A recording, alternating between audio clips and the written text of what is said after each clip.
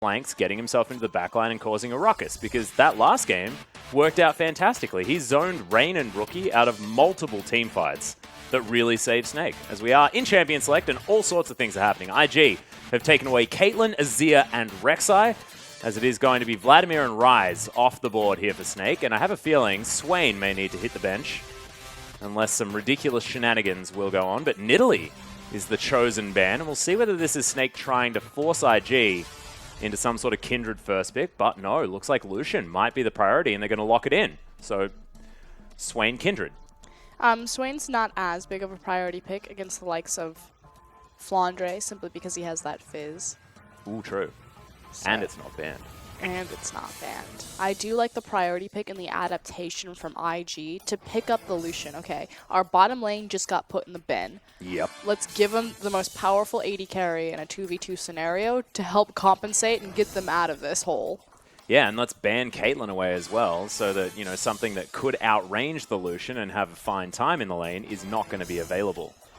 I do quite like it, almost making sure that they can get that Lucian first pick. As SofM considering what he wants right now, the Kindred still definitely a good option. Snake, a couple of picks now to make, and we'll see whether it is going to be the Swain. 7 seconds to go. And no, looks like Ezreal will be the one locked in here on the side of Snake, as Ekko once again considered and locked away. I think that makes a lot more sense. Okay. Does mean that Zatai can go towards that Swain if he chooses, knowing his matchup. Yeah. And we'll see whether, you know, Snake go back to their drafts of old, where they leave the final pick for something like Tank. Of course, Flandre could hand him the Ekko, play something for him towards the top side of the map there as well. But Martin makes a bit of sense to hop on the Ezreal, because, look, he plays two champions very well at the moment, and it is Lucian and Ezreal. Do you decide what the tide will bring? Ha ha ha. I actually love Nami Ezreal. I think Nami is vastly underrated. Yeah? Yeah, in the current meta, especially on 6.10. So again, she's going to augment movement speed. She's going to apply slow, so soft CC. She's got decent sustain in her kit. She's really good at disengage, so she works well with kite compositions. Yep. And she does have kill threat, or brings kill threat. She's kind of like a jack of all trades, doesn't excel in really one way or the other, which is why I think she's taken like a backseat to a lot of champions like, you know, Bard, Karma, Alistar. But I don't know, I think she's overlooked.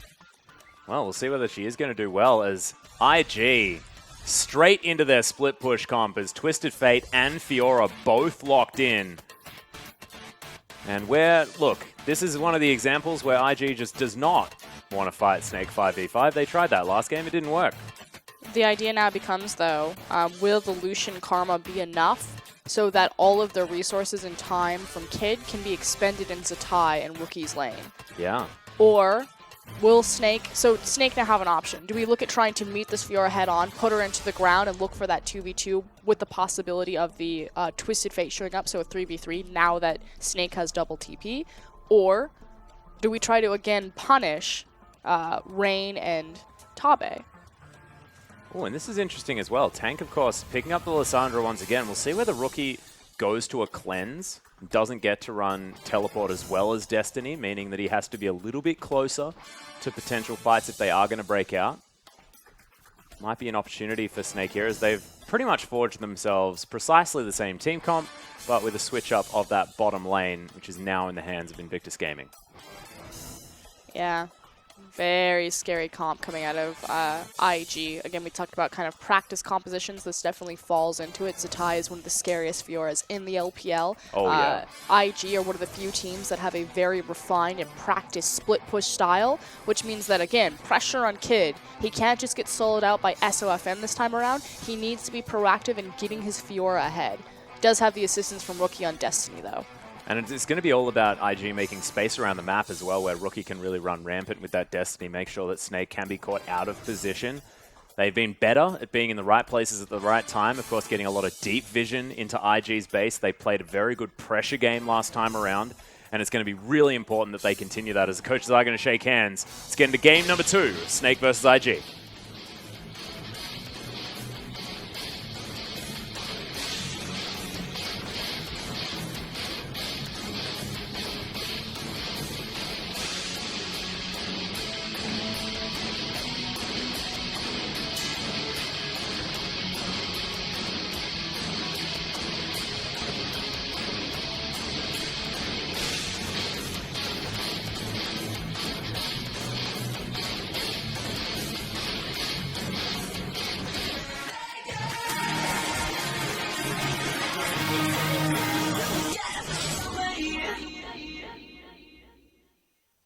Thank you very much, Rookie. And we're here for IG versus Snake game number 2. IG looking to bring out their split push comp to try and get themselves into game number 3 and back with a shot of taking this series. Snake just need this one victory to solidify 3rd place in Group A, which is a big deal. This is a very competitive group. And I also want to talk about kind of where Snake started to snowball their last game. We talked a lot about how their bot lane got ahead, but it was truly the trigger being pulled on the initial dive bot lane, placing a very deep ward, getting Lissandra down there, and diving Rain and Tabe.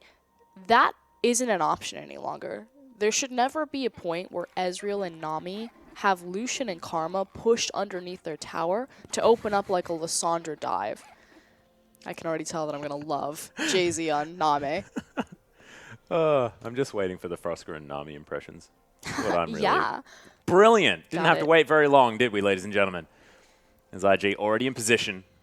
We'll see whether they are going to get aggressive. It does mean that if they want to play around the bottom, that the play changes more to a deep ward and Flandre getting involved rather than tank getting involved. Well, IG actually deciding that they will take a camp before this heads out. And considering the fact that it isn't a lane swap, is this something that Snake are probably happy with, excitedly looking for? I would have preferred a lane swap to come out, but they're obviously very confident in SofM's ability to isolate jungle matchups. And so I actually predict that it's going to be a very similar story. We'll see if SofM adjusts his gank or his jungle pathing a little bit. So again, going from Krugs immediately into Raptors, we'll see where he goes from after this. The other question is, of course, that is double teleport here for Rookie. So that Frozen Tomb a little bit more important here for Snake, as Jiezou taking a lot of damage from Rain. Ebb and Flow will be there to help Jiezou stay up in health as the Mantra Q comes out, but doesn't quite find the Nami. Again, Nami in this lane is really just going to offer Ezreal sustain, so he can continue to stay in it a little bit longer. She does have kill pressure. It's very hard to hit the likes of Karma and Lucian with Relentless Pursuit, as well as Karma's speed augment. Yeah. But the possibility is there. One thing that's really, really cool is what Martin and Jiezou just did there. It was Martin walking right up to Tabe, making sure that that Ebb and Flow did manage to get that extra bounce for the extra damage. Good to see them having that coordinated play towards the bottom side of the map. Oh no! Just ruined that CS for himself. Tank. Struggle. It should be noted that Kindred does have blue buff and is taking control of Scuttle Crab. It will be a 1v1, however. Kid with the advantage having the red. Yeah, end of the line, only going to hit once. This red buff now going to be taken here from SofM after he's headed back to base. Does like to base a little bit earlier than a lot of junglers. Make sure that he gets that clear speed up as much as possible. Machete now done. And a little bit of extra sustain there in the extra potion. Unfortunately, as he heads back to his side of the jungle, he doesn't have a gank opportunity on top lane. So as he looks to do Krug, Red, and then Crab to try to grab his mark, although his Crab's going to be denied. Yeah. His top laner isn't necessarily in position to set him up for a kill on Fiora. See, teleport actually going to come in very deep here for Flandre, as he has himself a Doran's Ring, trying to keep himself ahead in this lane. And he's actually taken Grasp of the Undying this time, instead of the Fervor of Battle that he took last game. We'll see whether that's because he just wants to have a little bit more defensive prowess in this lane, some more sustainability. Help him against the Fiora. As you can see, Kid back to farming his jungle, and Rookie not going to have too much added pressure here in this lane, but still massive farm advantage here for the Twisted Fate for this early on. Yeah. To be expected, though. I mean, Tank is a decent mid laner, but he's not to the same level as Rookie. Probably the best acting mid laner in the LPL right now. Yeah. On one of his signature champions, like Twisted Fate. We'll try to keep track of where Rookie might strike with that Destiny. Again, level 5, but typically Twisted Fates will get an initial back in, make sure that they get their Lucidity boots before looking to gank. Speaking of gank. Yeah, Exhaust going to come out here as SofM. He's just going to fall in his jungle. First blood goes down for Kid as Tank right underneath here. Doesn't have the Frozen Tomb as he is going to be able to get himself out over this wall. The dive, a little bit uncomfortable here for IG as there's no teleport available from Flandre. You can still see Tank, he has to teleport back to safety. Does get himself out of there, but SofM, uncharacteristic mistake there from the jungle. It was a lack of communication from The bot lane for Snake, however, the fact that Tabe got a free roam, like we know that the support has got the initial, or has left the lane, so it should be communicated and followed. Yeah. Well, certainly wasn't there, as the backs are going to come in from IG. Initial one for Kid, also Rookie who grabs himself some boots. See what else he decides to pick up there at the same time. Catalyst already done for the Twisted Fate. Loaded dice, pretty dang loaded at this stage. Likewise, looking for that Roa TF, so a bit more health. Yeah. Bit tankier. Only the double Doran's ring here for Tank as he grabs himself some boots as well. He's so far behind in farm. Very, very scary. This is what Rookie does do to a lot of mid laners, though. The most important thing is the fact that Tank had to burn his TP to get out of that gank, which means that he can't follow up on the initial Destiny. So Snake need to be so passive and controlled in their lanes for at least the next 4 minutes and 30 seconds to 5 minutes. SofM actually fighting Kid here as Rookie is going to use the Destiny, gets himself right on top of the Kindred. Tabe's over here as well, and once again SofM singled out and destroyed by IG. Looks like they definitely have a game plan, and so far it's working. Yeah, and it's just to find this Kindred and delete her. We saw the initial TF ban in game 1. This time around it goes through, and the Destiny wasn't even really the catalyst there. It was more so just pointing out where SofM was with it. Yeah. We'll see whether Snake can actually recover from this. So far, it has equated to a 1,700 gold lead as Flandre is going to be able to lock down Kid. Phase Dive comes in. There's the claw flash forward from Tank. Frozen Tomb comes in. These junglers are not having a great time as Tank grabs his first kill of the game. And both junglers are stepping up and just trying to take whatever they can from each other, but it's the mid laners and the top laners that are really becoming the primary benefactors. Yeah. As you can see, Rain starting to put some pressure onto Martin on the bottom side, but it is still good for Martin. Much better in terms of keeping up with CS this time around, Rain, so Lucian definitely being the answer for him. Oh yeah, Martin holding onto the Arcane Shift. There it is. Rain not going to be able to throw out a culling because he doesn't want to risk getting smacked to death by a turret. There's the blue steal, though, coming in from SofM as he heads confidently over to this Gromp at the same time. Kid out-jungled a little bit at this stage. It's because he knows that the Destiny isn't available since it was used last time to kill him. So he's using this very tiny window of opportunity where Graves is dead. He hasn't reset his position as quickly as I have, and the Destiny isn't available, so I know that they can't see me. That said, IG, because they have superior control over the bottom side of the map, are just going to trade. Yeah, so Rookie is going to head over. Pink Ward is going to be discovered. Rookie gets some vision down for himself. SofM going to head back to base. And as you mentioned, this blue buff most certainly dead. Tabe helping out there at the same time, as Rain has to deal with this bottom lane on his own for the moment. And it will mean the difference between one mid laner having blue and one jungler having blue. So Tank not getting to meet that. Yeah, and Tank's still struggling a whole lot in this lane. 26 CS, even further, is going to be that lead as Grand Challenge comes out. So Ty's actually looking for Flandre, but decides just to utilize that added pressure to be able to pick up a minion wave unhindered. He has decided to go for the cull as well, so Zatai more investment banking in this lane for now. Fiora's going to take much longer to ramp up than an Ekko will. Has to expend a lot more gold into those items before she can split push as effectively. Especially in terms of kill potential on Ekko. His ability to reset his position with Chrono Break can really cause problems for Fiora's ultimate. He's very slippery, hard to catch. Oh my goodness, nice bubble lands onto Rain there as the Mystic Shot comes down as well. Jiezou holding his ground here as Rain is going to get exhausted. So does Martin though as the teleport's coming in. Immediately Flandre is going to make his way down as the phase dive comes in. He wants to find the flash, gets on top of Tabe, wants to get any kill that he can. Grasp the Undying for a little bit of extra work, but unable to find anything onto the bottom lane of IG. Which means he'll effectively sacrifice a wave in the top lane, possibly pressure on his red buff. So this is what IG pulled the trigger on. TP's been burned, we're taking your buff. Yeah, SofM, full vision of exactly what's happening here as he dances forward, picks it up with a smite. My god, SofM knows how to smite a red buff.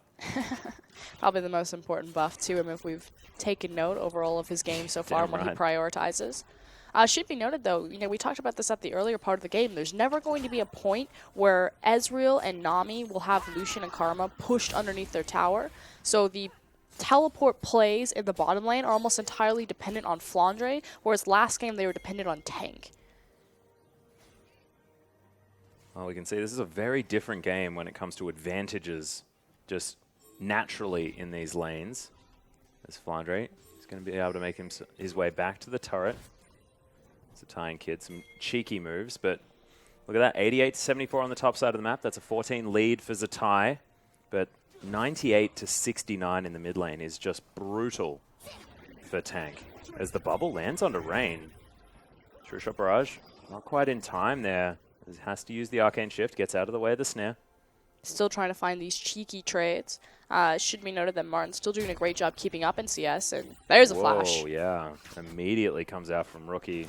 And he has to be so much more cautious of that simply because he doesn't have the cleanse. Yeah, exactly. See whether this means that he wants to, you know, fit a QSS into his build somehow. The moment does have that Rod of Ages done.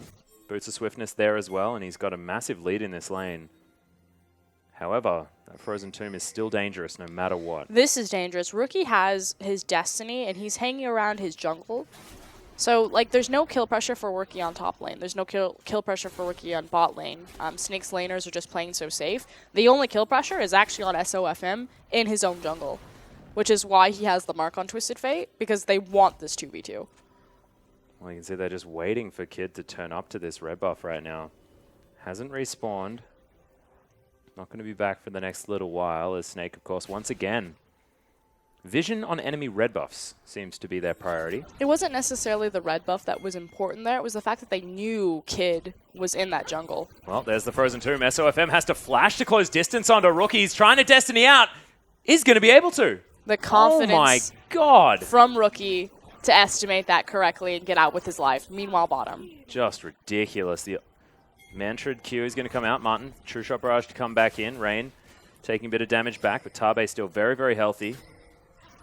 And Snake, I mean, that was their win condition. That was their big move in the mid lane, and their big move just was not big enough. However, SofM still has his ultimate available. Can still help out if anything is going to happen here. And Kid still level disadvantage. There's the Skirmishing Saber actually is going to come down as the ultimate is used from SofM. Dances over the wall as Kid is going to get bubbled. Jiezou playing like a beast. Picks up the kill as well onto the Graves. Well deserved. Here is the fishy lady's just going to say, oh, no. Don't want none of this. Back onto the turret. Here comes Rookie, though. Yeah, SofM in this brush is going to be able to dance his way out. As Jiezou, the one that they wanted, Fish Food was there. That is going to be a cancel. Teleport, though. No! Poor Jiezou. The wave's going to come in, but it's just not going to be enough. Fish Food left under the tower. Yeah, unfortunately, his mid laner doesn't come down to his rescue, so, you know, He clawed his way back in farm a lot. I think it's because he didn't have his ultimate available. Not quite yet. So Tank doesn't have Frozen Tomb, so he didn't want to risk it. Like, that's the only way that I can think. Yeah, it felt like they probably just dived both of them. Yeah, but if he had Frozen Tomb, it's super terrifying to dive Lissandra and Nami, especially when they have their ultimates up, so... Communicated, but unfortunately, Jiezou has to pay the price. He certainly does. It's going to mean that IG are a kill in the lead. Still 1,500 gold separates these two teams, but that lead has not changed so far. 2-item spike still being looked for here from Martin, who needs another 700-odd gold to complete that Iceborne Gauntlet. Does mean that Tank's TP kind of waiting on that cooldown. Obviously a little bit shorter, but there will be a small window where Destiny should be up if Rookie wants to pull the trigger on it. Yeah. The thing to track in this game is when Rookie has these windows and what he does with them. He's been fairly successful so far. As well, it's still a relative lead here for Zatai towards the top side of the map. Ravenous Hydra is completed. But it's a Spectre's Cowl picked up for Flandre, looking for magic resist first, meaning that he may want to be sort of facing off against Rookie when he decides to head into a side lane. It could be also respect, not just in your split pushing, but the fact that you expect Rookie to show up in your lane anyway. Yeah. Again, he's very slippery, so it's hard for Fiora to really lock him down without Twisted Fate being there. Well, at the moment, Kid just wandering around, clearing out vision where he can. SofM to grab another red buff for himself, uncontested this time. Flandre able to sort things out underneath his turret. Phase dive onto Zatai, and IG have started up this Cloud Drake and looks to be theirs as well. Well controlled of the map. Is going to mean Ocean Drake for this split pushing comp, which is a very, very good news story. Yeah, I do agree with Spawn. We've had this conversation multiple times. That kind of before 25 minutes, Ocean Drake certainly has or should be higher priority. And Infernal Drake takes time to stack up. Mountain Drake really isn't only applicable until you're sieging towers or contesting for epic monsters. So the Ocean Drake during this time period is going to be the most useful because it allows your support and jungler to stay out on the map longer to open up more plays in terms of roams and ganks. Yeah. Well, you can see IG focusing a lot of their vision towards the bottom side of the map. Snake now looking to try and get some pressure here on the top side as this wave is going to be picked up. There's a tie. Back is most certainly going to be stopped as SofM looking to slow him down. There's the grand challenge onto SofM as the wave comes out. In goes Tank. Zatai, really brilliant riposte is going to come in as there's a Frozen Tomb. Rookie coming in with the Destiny though. Massive wildcard damage comes out as he's slowed down. Tank is so low. Tabe picks it up with the empowered Q and Martin in so much. Oh my god, no! Wrong way as Flandre now looking for Tabe. Phase dive is not going to be quite enough as he does just ult himself back down to the bottom lane. Culling comes out. But it's not going to find Jiezou, and a disaster for Snake. And that's kind of the team fight that Snake was trying to move to avoid, and what the bringing on of SofM should have alleviated is kind of these mismatched synergy issues. The fact that Martin, arcane shifts off of the Kindred ultimate, that no one's communicating, that Tabe's coming from the flank, that he's looking for that flash Q. Bit of a disaster here as Rain going to grab himself the second turret of the game. IG opening up the map on their side, on their terms. This time around, a very different game to game number 1 so far. Snake going to have to try very hard to find their way back in, but this is IG's playground. This is what they love. Getting this split push, the Twisted Fate for Rookie. Just expertly knows where he needs to be on Summoner's Rift. That Twisted Fate ban in game number 1 certainly looking like a priority now. If this goes to game 3, I can't imagine Rookie would get his hands on it again. So now we see a bit of a duel in the bot. Yeah, Grand Challenge comes in. Flandre not going to be able to find the stun there as the riposte was going to lock him down. Flashes his way out. Ultimate traded for a flash. Definitely worth it here for Zatai. So now we're kind of back to farming. Should be noted that Tank has his TP back up as his flash will be back up before Rookies, so there will be kill pressure for Lissandra on Twisted Fate, at least again like these small windows. And speaking of kill pressure on TF. Yeah, they're looking for it. Gold card comes in. Frozen Tomb is going to be available as Wolf's Bite is there as well. Rookie's going to die. Wave comes down. No one finds it. As IG looking to try and get something back. It's actually the wave that really saved Snake there because no member of IG could walk through. Again, Nami is vastly underrated for her ability to disengage right now, especially in so many compositions that are reliant on kite. Yeah. Definitely think that she has a place in the meta. Well, Martin looking to try and get some damage down to this turret, but Zatai arrives just in time. Not going to be able to dive this Fiora as well. Another difficult champion to really get at underneath that turret. As Rookie does have teleport if he wants to make it back to lane quickly. Maybe wanting to look at that to make plays around this map. See Rain going to be facing up against Flandre here, who dashes in. Culling comes down. Flandre looks like he's looking for an ultimate, to be perfectly honest with you, but is going to use it just now. And we'll see whether Rain is going to be able to survive this as he gets the passive, but piercing light, not enough. Phase dives his way over. Flandre lucky to be alive. But this is disastrous for Snake right now. Flandre can't 1v1 either Zatai or Rain. He doesn't have any armor. It's crazy. Poor itemization choices definitely coming in to burn him mean that Snake are pretty much at IG's mercy for how they want to move around the map. Well, once again, Tank looking for something. Does have the Frozen Tomb as Tabe right up amongst it. Nice Q damage out from Tank as well, utilizing this. Collateral damage flies through, but Snake pretty tanky right now. Again, still has his ultimate. That's the big key thing here. Yeah, very patient is Tank. How to use this. You can see Rookie on your screen bottom left. Intently playing right now. No smile on the face. Taking this game very seriously. It's effectively 3rd versus 4th right now for the group. Yeah, this is the decider for the middle of the pack.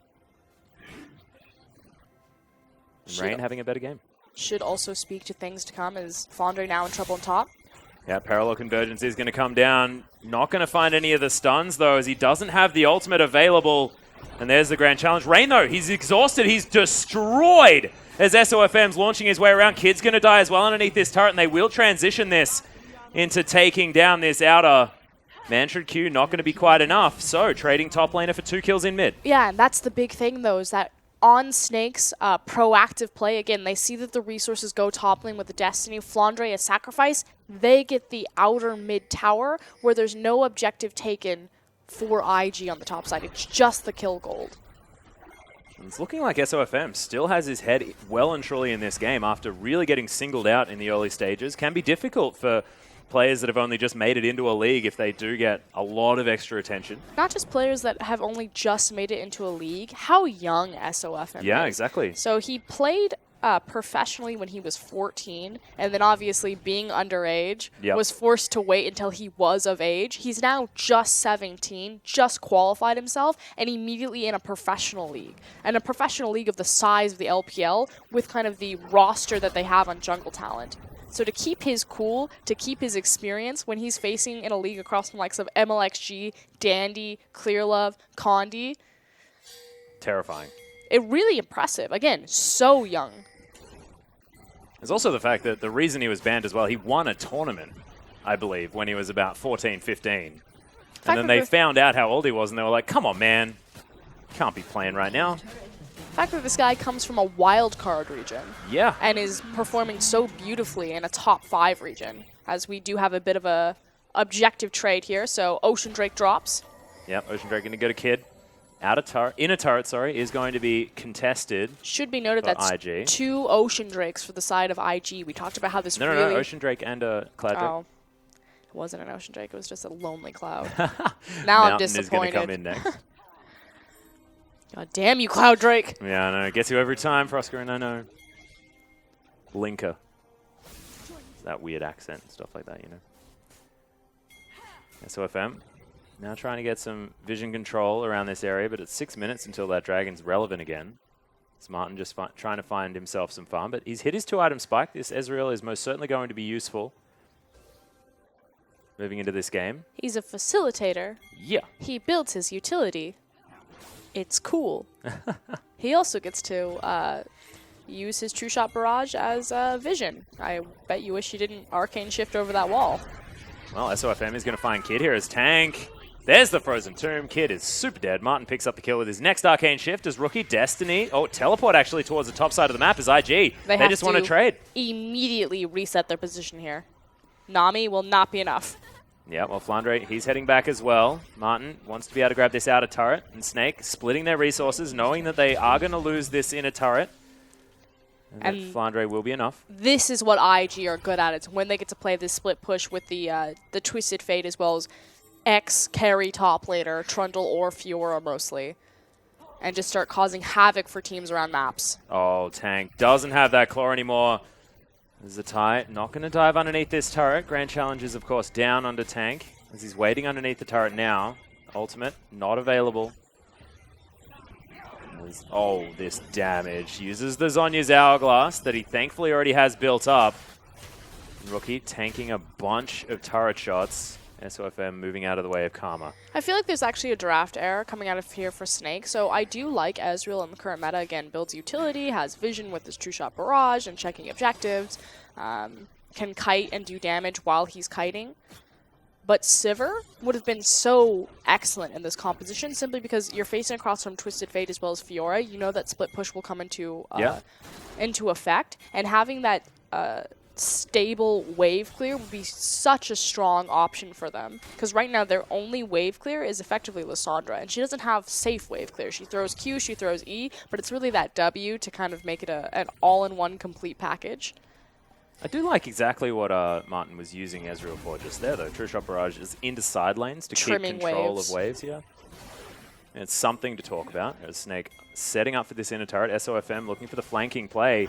So maybe able to make it underneath this turret. Rookie flashing immediately as the inner turret now taking the full brunt of the Snake force. Parallel Convergence comes in to prevent a dive onto the team, but you can see that's taken a lot of damage now. Eventually, though, someone's going to have to respond to Fiora in the top lane, and Flandre still does not have his armor. He's got his Iceborne Gauntlet, so he has a single, cloth armor in his build path? 2. Oh, wait, no. Yeah, No, the other one's a mana crystal. He's got nothing. Yep, you're right. Which means that this is still going to be a scary situation until he gets beefier and he's able to actually stand 1v1 across from her to either stop her or... At least now maybe can kite a little bit using the extra slow. But I'm clutching at straws for Oscarin. He definitely can kite around from her, but it's just a matter of time before Zatai continuously bullies him out of that lane and starts to take bigger and greater advantages for IG. Oh, SofM being a little bit quiet of late. 22 CS is going to be the lead in the jungle. Why does he have a... I'm still looking at Flandre's build, and I'm like, you're facing across from Fiora, Graves, and Lucian. Likes the CDR. Not sure. But Zatai now going to start off on the bottom side of the map, continuing his farm train, his Snake. Utilize the fact that he's very far up. They've got some time. SofM continuing to have dominance over this jungle. Trying to siege onto mid tower.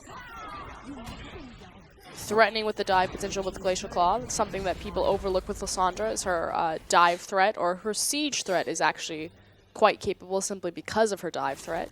IG, we talked about how Snake don't necessarily have the greatest stable wave clear. Well, IG don't really have it either. They've got wild cards as well as red card, and then they have the culling.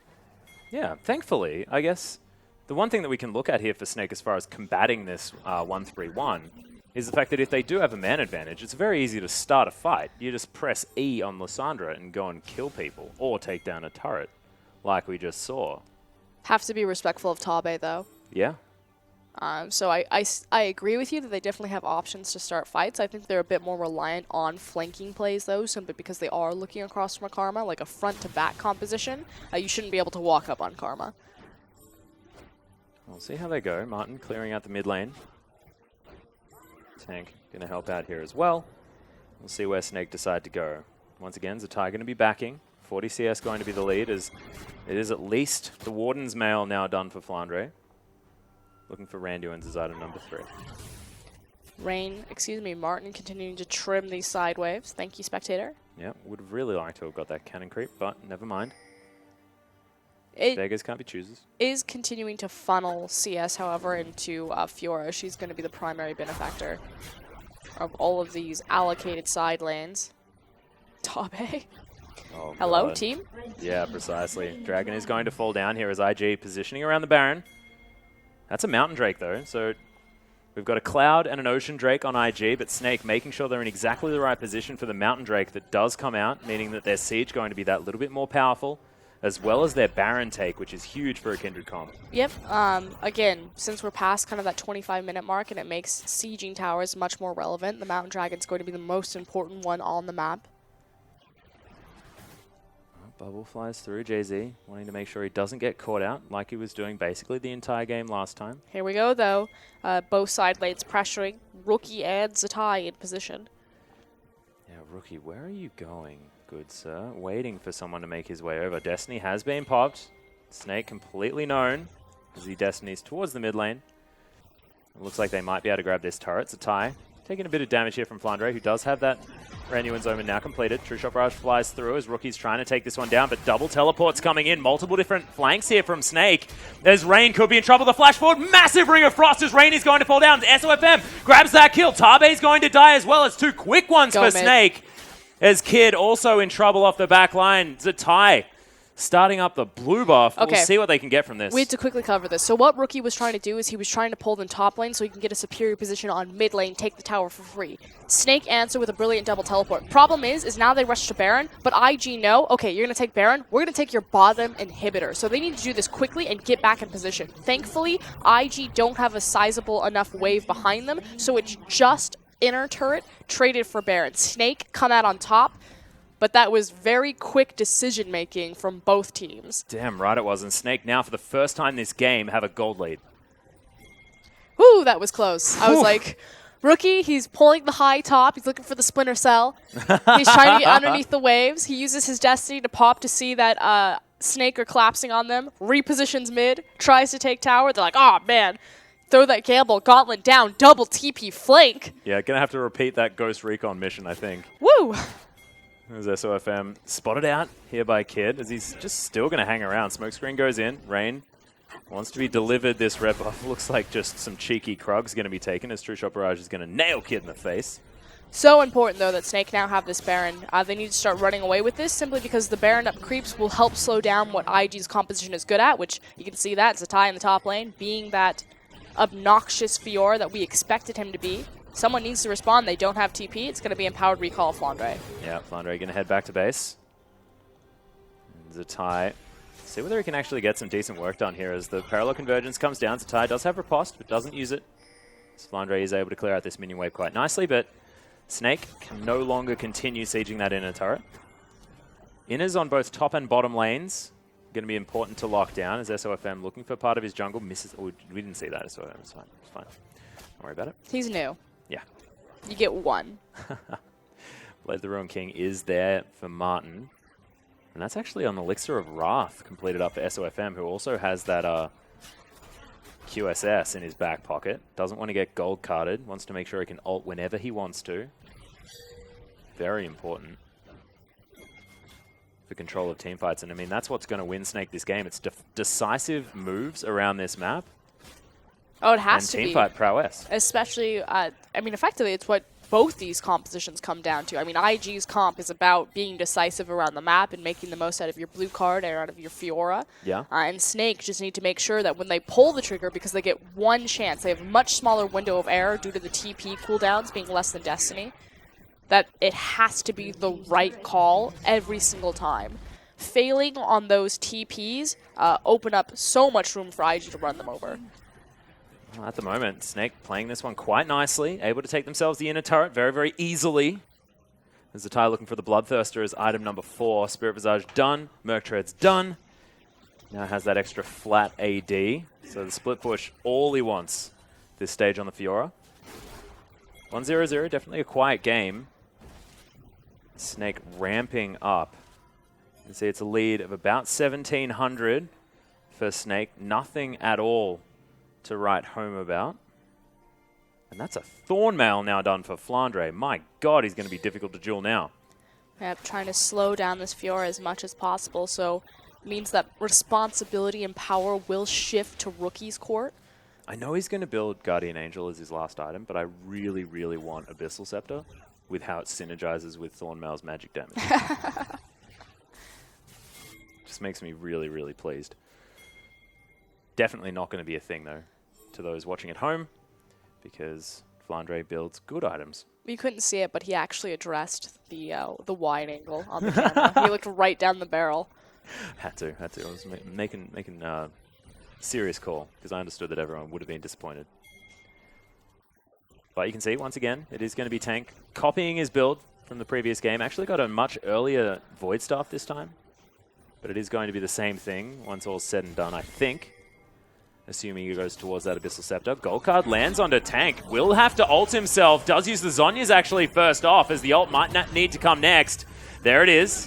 Of course, the Lamb's Respite has been used as well as the wave comes in for the disengage. Destiny comes in as Tank trying to get back to base. Flandre right in the back line here as the Destiny was used. Rookie's coming in from the top side, and Tank made it back to base. He's got teleport. He's looking for the flank. Here he comes. Yeah, there it is. The tie. They're looking for him. Kid, very, very low. Tank, home guards away. But Zatai does have Riposte. Not exactly going to be the best target. But the wave... Oh god. Rookie has to respect. The wave is set up for Snake so they can actually rotate bottom. Or to the Dragon. It is Ocean Drake versus, what, inner turret? Well, teleport's going to be used here to get to the top side of the map. Snake now have to make a very quick decision as the Ocean Drake is going to be falling down very, very quickly. Who's going to be going back to base? Flandre is. They have to kill them here. This turret is in trouble. Kid's going to die. And Snake now looking for more. The back is going to continue coming in. Flandre did make it home as Twisted Fate's trying to take down that inhibitor turret. Martin very far up as Rain can't quite get into auto-attack range. And it could be that Rookie could be in trouble here as Flandre right over the top. He's so tanky right now on this Ekko. Level 18 to the level 16, and he's just stickier than you could possibly imagine. There's another gold card. Rookie's hitting them very nicely, but I have a feeling Flandre is going to be able to keep him busy for quite some time. We talked about these compositions, how responsibility would fall to Rookie. Oh, Zatai in a whole host of trouble. There's the Frozen Tomb. Zatai's going to fall. Martin able to get in with the Arcane Shift, as now this inhibitor turret is going to fall. Rookie once again able to get his way around. Flandre backing, as I'm not entirely sure what happened there towards the top side of the map. Inhibitor is going to fall though, and Snake, they strike first and they strike hard. However, Rookie is still going to be able to get the work done. Because all Flandre is doing is he's catching the wave and he's deleting it. So Rookie is depleting his CS that he has available to continue with this push. They're making the conscious effort to say we're trading inhib for an inhib. Well, that is going to fall down. So top inhib for bot inhib, as Flandre did make it back home. And IG have pushed the rest of Snake out of their base. So a very even trade, but the kills continue to go in favor of Snake. IG again trying to play around that TP window with the lower cooldown on Destiny. They make a very big gamble, responsibility on Rookie away from Zatai to kind of pick up that split pushing mantle, and Snake react beautifully. They do end up trading inhib for inhib, but a lot more kill gold and continued snowball on Snake's side. And SofM goes back, finishes off a Mercurial Scimitar. Same thing for Martin. That's a lot of gold now put into both of these AD carries, he says in inverted commas. Big thing also is the fact that it's the Baron inhib versus the top inhib for Snake on IG. So as Snake set up for this Baron, they can continue to play with that pressure point of the super creep wave in bottom lane to force IG into a tricky decision, or they'll just burn it. Yeah, Zatai's nowhere to be seen. This is a Baron buff easily for Snake. The Destiny came in, but they could not engage because there was no Fiora. It would have been a 4v5, and Snake just have the team fighting comp.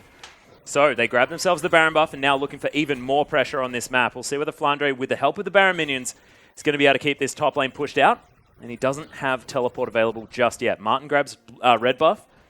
Now to grab some more items. Snake continuing to define themselves as an elite team in the LPL based off of their decision-making. Yes, they've shored up their ability to 5v5, kind of back to 2015 expectations. But what's been winning them this game is their ability to play around the map and to be where they need to be in high-pressure situations. And also, yeah, to make the right decisions as a team very quickly, which is so hard, especially when you've got a brand new jungler that's only been in for like 2 weeks. Martin's back. Of course, Crystal played for the first 2 weeks of the split, or at least the first week. It effectively means that this is Snake's starting point, and that they should continue to develop and build that synergy together. Whereas IG, the only iteration on this roster is Tabe. And yes, Tabe's given them direction, but it took them so long to amass to this point. It just kind of means that Snake have a higher ceiling. Yeah, well, they are going to be able to break open the base once again. It's the top lane as well, so the Super Creep's not going to be doing anything. His Kid taking so much damage from Martin, playing so aggressively. Right up in the faces of IG. They take another inhibitor. As Martin now just does not want to leave this base. He wants to kill everyone.